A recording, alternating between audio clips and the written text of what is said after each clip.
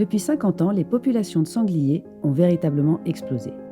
On estime qu'elles ont été multipliées par 25 en France. Les sangliers seraient près de 2 millions dans notre pays. Ils profitent de conditions particulièrement favorables à leur prolifération. Le réchauffement climatique et l'intensification de l'agriculture. Le phénomène est mondial et les chasseurs n'y sont pour rien. Le réchauffement climatique booste les populations à travers 2 mécanismes.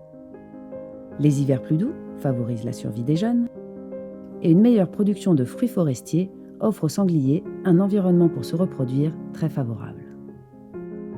Pour le dire autrement, beaucoup plus d'animaux arrivent plus tôt en âge de se reproduire et se reproduisent plus nombreux.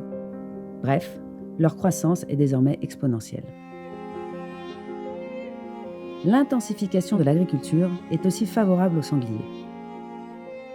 D'une part, le développement de la monoculture de maïs sur de grandes surfaces offre le gîte et le couvert aux sangliers. Il est pratiquement impossible de les en déloger. D'autre part, l'abandon des parcelles les moins favorables à l'agriculture a favorisé le développement des zones de broussailles et de taillis. Les sangliers y foisonnent, tout comme dans un bon nombre de secteurs périurbains. Pour diminuer la pression des populations de sangliers, et ainsi réduire les risques de collision et les dégâts importants sur les cultures agricoles notamment, seuls les chasseurs interviennent et sont habilités à le faire. Cette mission est reconnue d'utilité publique par l'État. En 2019, ils ont ainsi prélevé 800 000 animaux.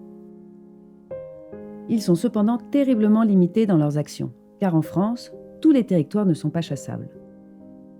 Près de 30% du pays échappent ainsi au prélèvement de sangliers. Ces zones sont devenues des refuges pour les sangliers qui y prolifèrent.